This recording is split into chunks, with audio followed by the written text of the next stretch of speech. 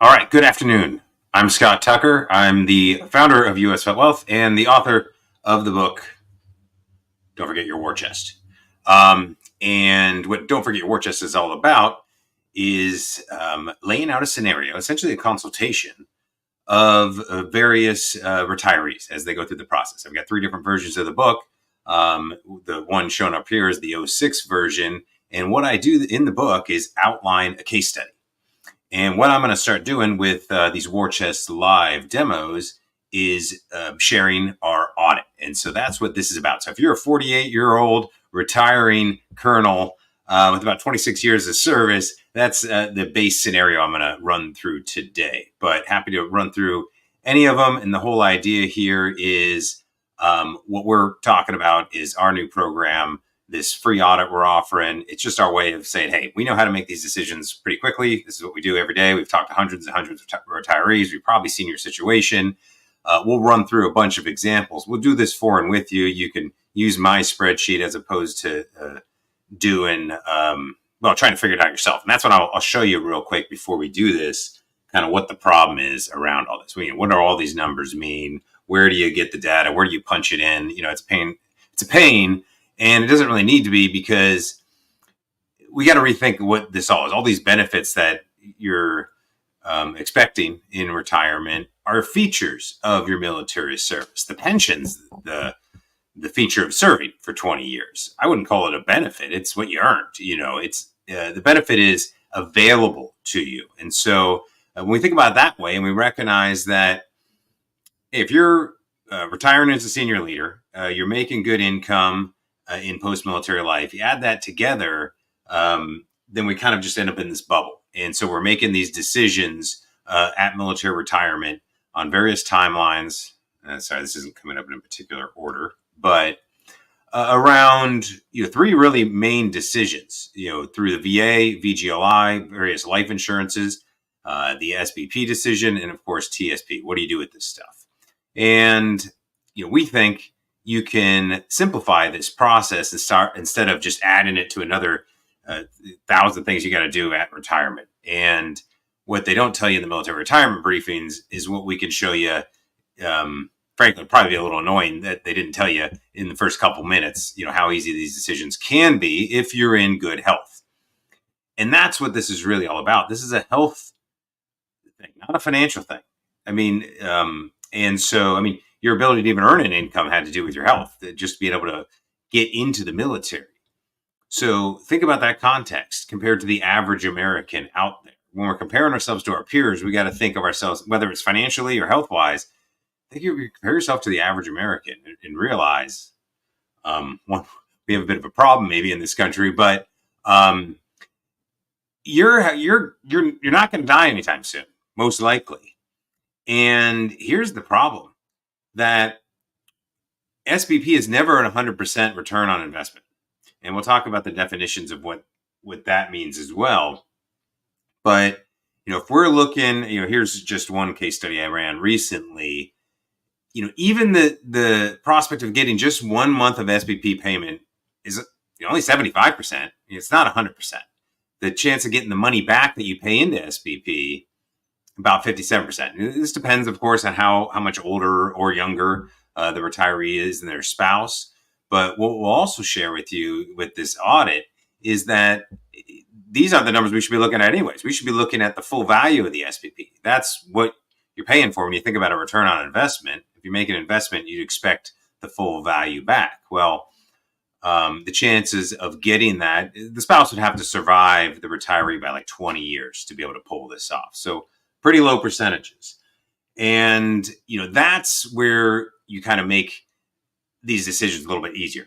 Probability. It's not about cost versus benefit or what might happen. Let's just, take a look at your health and say, is there a better way to do it if you privatize it, right? So that's what I do at US VetWealth. And that's how I found this problem to begin with, is because everything you've probably heard about finance in the last 20, 30 years is always about financial readiness, which is not about your, wealth and happiness. It's about the financial readiness of the unit, so you guys can deploy, and so that you don't have a bunch of soldiers with debt problems back home, right? And so that's been the context all along. That, and of course, benefits. Benefits aren't always beneficial.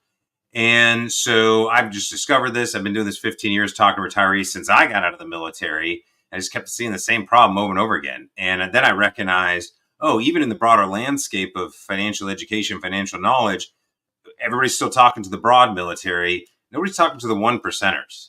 And I don't mean that in like a derogatory way. I mean, hey, you earned your rank, you earned your service, you earned your pension for a reason because you're a high performer. You should be treating your wealth that way. And either way, you're going to be making that income anyways. And that's what high income earners and wealthy people do. If they're healthy and if they can qualify for better deals, they do that. So that's what we're doing here. And so, like I said earlier, it's not about comparing yourself to your military peers. It's about the civilian peers. So we'll talk about that in other lessons.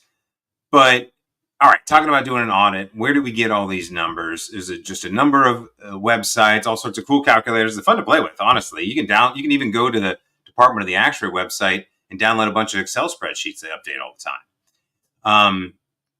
And while it's actually not that hard, if you like that kind of stuff, I encourage you to do it, because I'd even be interested in hearing what you if you have another way of presenting this stuff. If you know spreadsheets better than me, very cool. I would love to chat with you about it. But what I've done is put together. All right, what are the key performance indicators? What is it? What are the inputs and outputs so we can make a quick decision? Because the financial, the numbers part of the math part of this is easy. It's all the same math for everybody. That's the benefit. Everybody has to pay 6.5% of SBP to get a 55% benefit. That's it. We can do that math easy just based on your time and service, your rank and all that, and what your pension is going to be. Problem is understanding these definitions. So as we mentioned earlier, the return on investment at SBP is that the retiree dies before the spouse. That's it. It's right in the words. The plan is there's only a benefit if there's a survivor, which means the retiree's dead. So you're not getting any money back, right? Return of premium. You probably heard of that a lot in insurance. Everybody likes that idea of, well, if I don't die, I want to get my money back. Well, that's essentially what the likely scenario is in the survivor benefit plan. They always talk about that. Well, as long as your spouse outlives you 3.5 years, you'll get your money back. And people think that's the good deal. But as we mentioned in the beginning, it's really about return of the value. The deal is the value. That's what they show you in those Department of the Actuary calculators. Right in there, there's a present value of SBP column where you can check that out. So, as I mentioned, the key indicators, the key inputs. This is the data we gather. So, if you want to do an audit with us, we'd send you our worksheet. You can kind of fill this stuff in. It doesn't even need to be exact. It doesn't need to be personalized. We can just kind of get ballpark, what's your birth month and year, that kind of approach. What's your ballpark pension amount going to be? Well, we'll go through in other videos how to find your pension calculations and all that kind of stuff. And we can also do that with you on the audit call. Again, just giving those away for free because we just know everyone that's retiring needs to make those decisions. If we see an opportunity to learn more about the war chest, and we tell you, and obviously you probably have read more about it if you've read the book and stuff. Anyway, so we're gonna have you read the book or watch some videos or go through our program before you'd want to work with us. Anyways, so that way, hey, we can just help you make this decision now without you worried about what do I do next? Like, focus on making a confident and competent decision. So this is how we do that. And so for today, I've already kind of crunched the numbers a little bit because we can go to the government, the Department of Defense retirement calculator to get the pension value. And, it helps to know, obviously some family data so we can have something to compare it with. And we actually get to put the spouse's birth date and age into the probability calculators as well. And we want to calculate the pension. I didn't throw this in here, but I have that in the next slide. I'll show you here.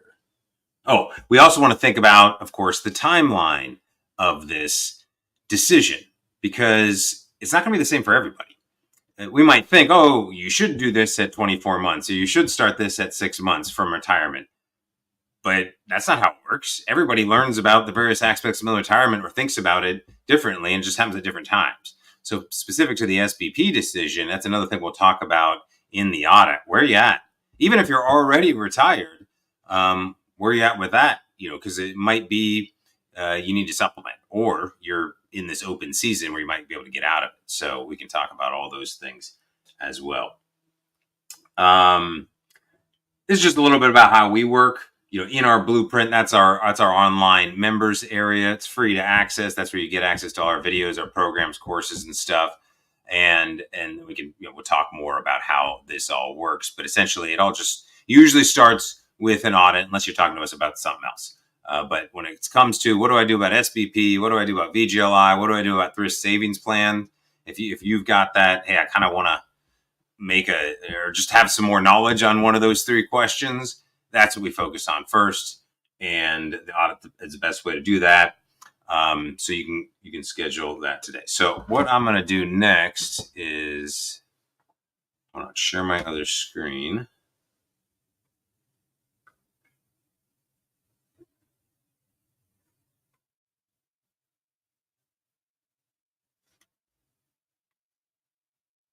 Here we go. All right. So to show you kind of where we get the numbers, I'm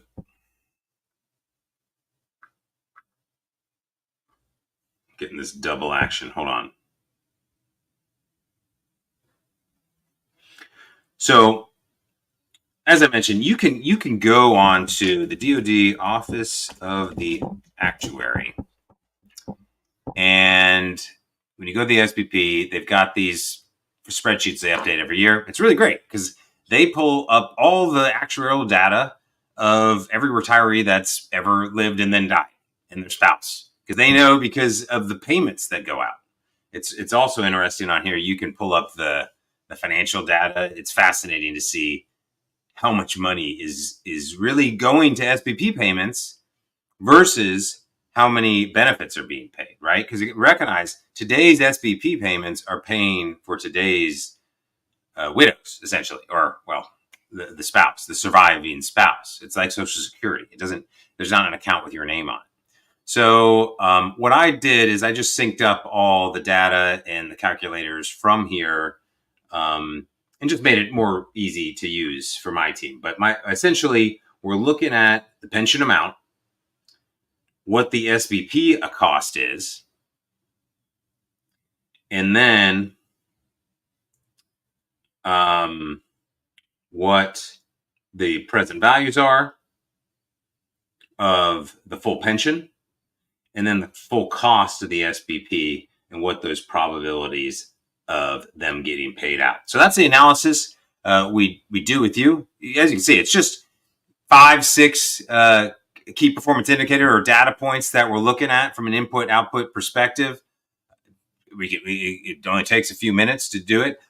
In a longer version of one of these workshops, I'll go through kind of the questions and the decisions that come up when we're looking at all of these numbers.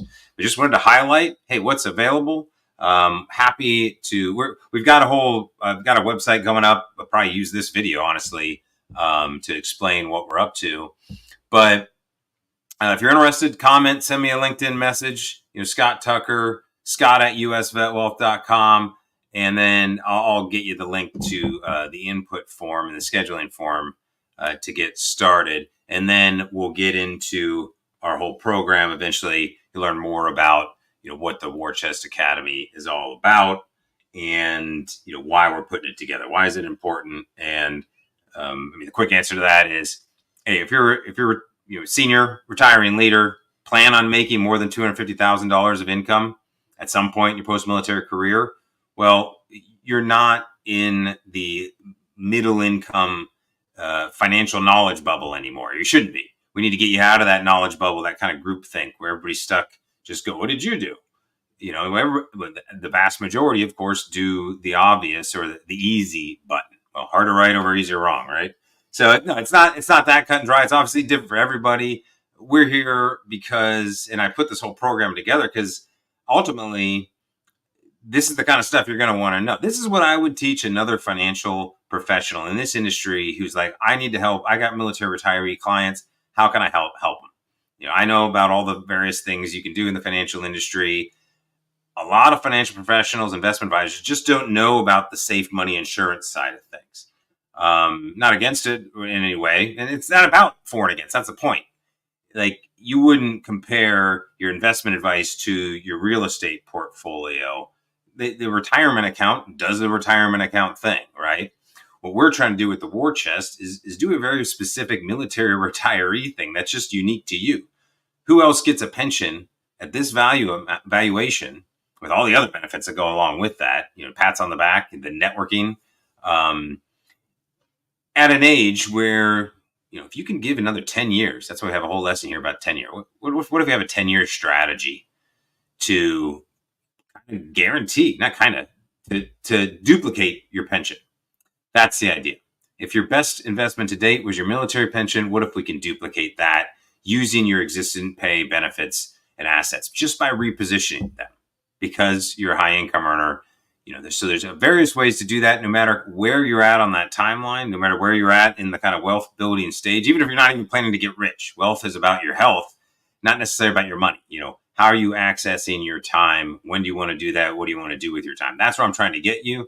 Since I've spoken with hundreds of retirees over the years, I just recognize that there's this kind of window of time, 3 to 5 years. For me, it was more like 10 years when I got out of the Army. But I was younger. I was about 30 or so. So you've had more time to think about this. Obviously, probably got some good ideas. But usually there's a window of figuring out what I want to do when I grow up. And as that plays out, wouldn't you like access to your war chest to be able to implement it? Whatever that might be. Maybe it goes into private investment. Maybe it's starting your own business. Maybe it's retiring early or doing what my classmate's doing. He actually did the thing where you save half your money for your whole career, live on 50% of your income, and then then have a nice nest egg at that young age of 44 when you're retired out of the military. He's gonna take an RV and travel the country for a few years, figuring out where they want to settle down. So that's just that's a super success story, and that's what they always say. Hey, if you could do that, that's something to look up to. Most people don't.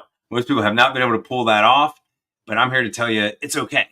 It's okay because, one, you're probably distracted over the last 20 years. Not everybody was in a position to just do that. There are too many deployments to figure that, to organize all that. But you're still in a great position. And I oftentimes I just kind of help motivate and give a little warm and fuzzy, saying it's going to be all right. Let me show you how to do that. That's what the war chest strategy is all about. So start off by checking out the book if you haven't already.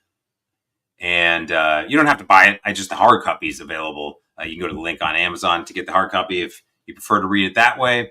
But you can go on to our portal and download it for free, along with accessing our bonus videos and a bunch of other stuff we'll be doing in there. So look forward to seeing you on any of our trainings, whether we're live here or inside the portal.